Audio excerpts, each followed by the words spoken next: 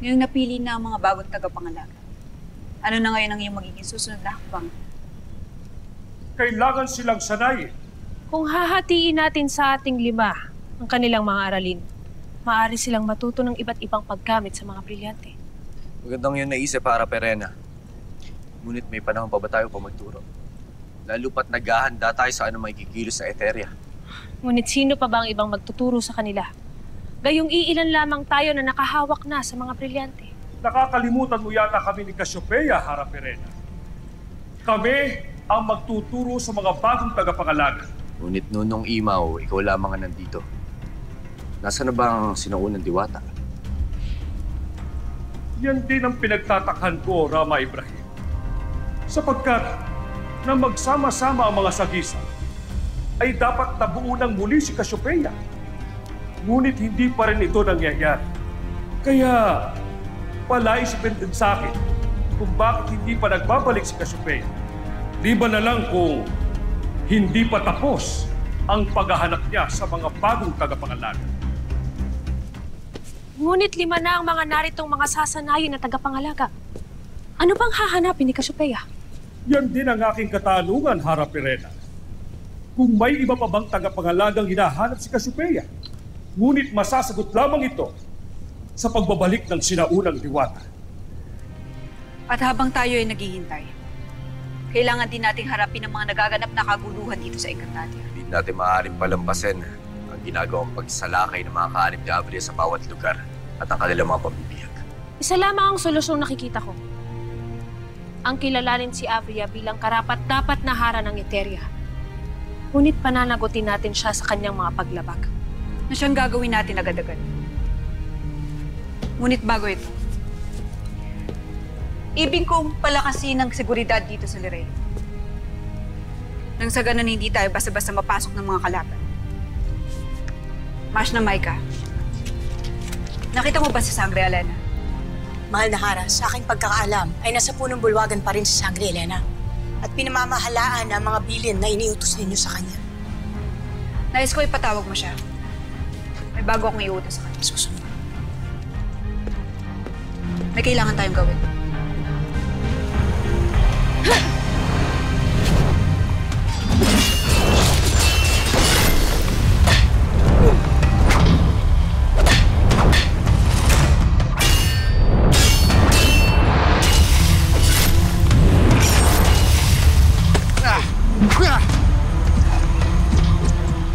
Mukhang gumagaling sa pakikipagdigmat ng si Ariana.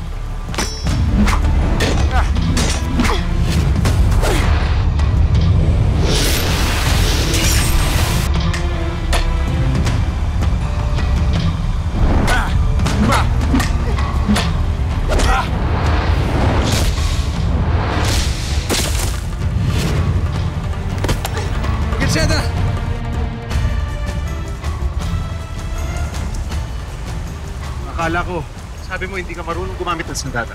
Sa totoo lang, hindi talaga match na. At pinalaki akong hindi ko mahawak ng sandata, kaya nataka rin ako kung bakit parang marunong na ako. At hindi lang basta marunong kundi mahusay.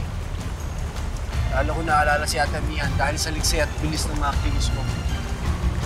Taga, parang ako siya lumaban. Totohanan ang sinasabi ni Pau Pau.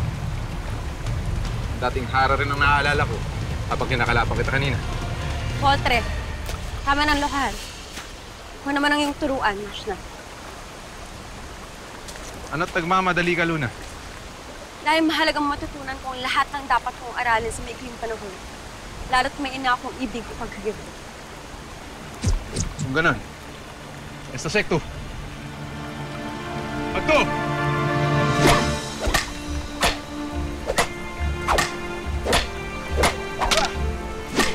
Lakas ang gawin mo sa kahit mali. Hindi mo siya masisisi.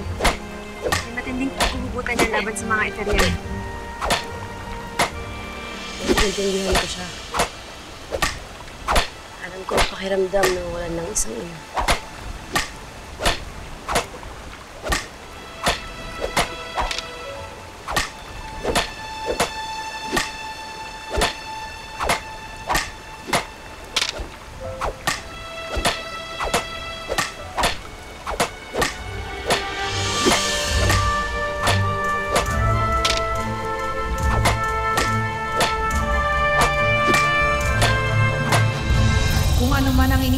mong gawin, simulan mo ng kumilos, Abria. Kahit na mahina pa't mga baguhan ang mga bagong alagad ni Emre, natitiyak ko na magagawa pa rin nilang makasira sa mga babalaki natin. Hindi na natin bibigyan ng pagkakataong lumakas ang mga bagong tagapangalaga.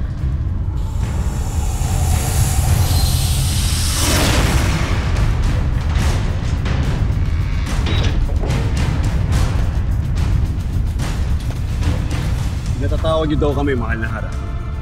May pag-uutos ako sa inyo laban sa mga sinasabing batang bagong tagapangalaga ng mga brilyante. Sabihin mo lang, Hara. At ito'y aming susunod.